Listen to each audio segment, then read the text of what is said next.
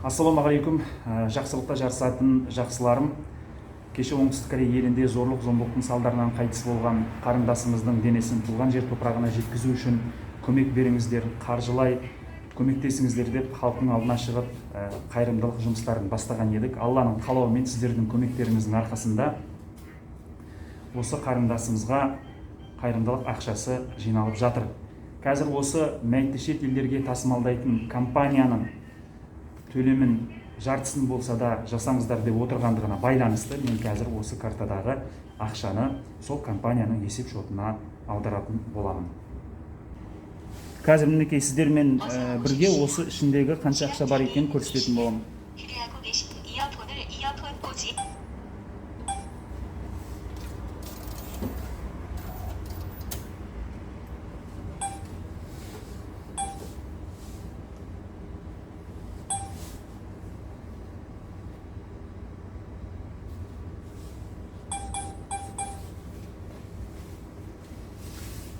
Міне оқырмандар, сіздер жақтан осы қайырымдылық жұмысына 3.363.907 ақша жиналған. Енді бұны біз қазір 3 миллионын есепке тура болу үшін 3 миллионын қазір аударамыз.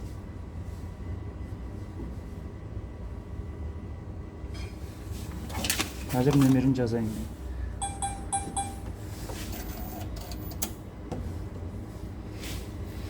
Хана инем.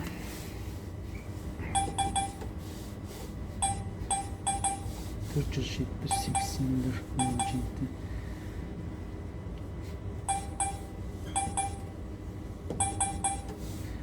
47-0-7-100-1-87-07 дұрыс кетті.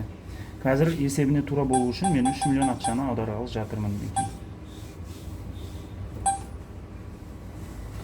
Көмек қолын созып жатқан мінекей отандастар, барлықтарыңыздан Алла разы болсын. Компания мінекей Хана инеңе қуанса 3 миллион 1 чанон несіне алып жатыр, услугасына.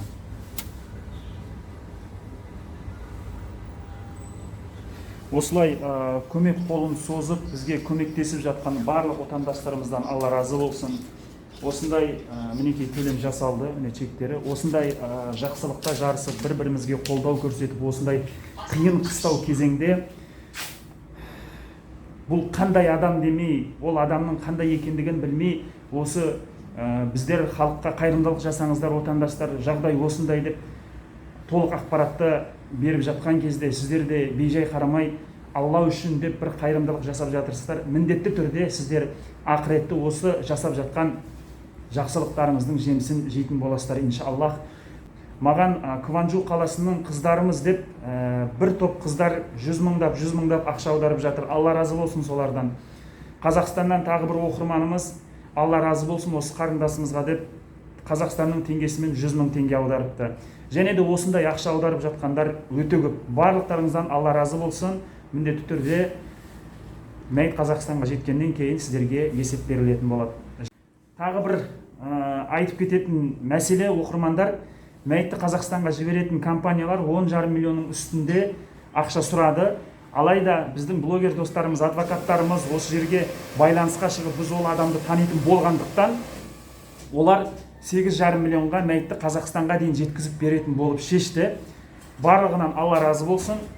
Біз осындай жұмыстарды жасап жатқанға кәрістердің өздері мысалға таңғалып жатыр. Біз айтамыз ғой, мінекей халықтың ақшасын әкеп жатырмыз, халықтан қайырымдылық жасап жатырмыз деп өзіміздің жолдармен түсіндіреміз. Бұлар да адамгершілікке келіп жатыр. Қазіргі таңда жақындары осы Оңтүстік Корея елінде түскен ақшалардың барлығын есептеп, қалған ақшаны өздері беретін болды. Өздерінің ақшасы бар болғандығына байланысты, құрметті жақсыларым, ақша жинау тоқтатылды. Көмек қолын созған барлық отандастарымыздан Алла разы болсын.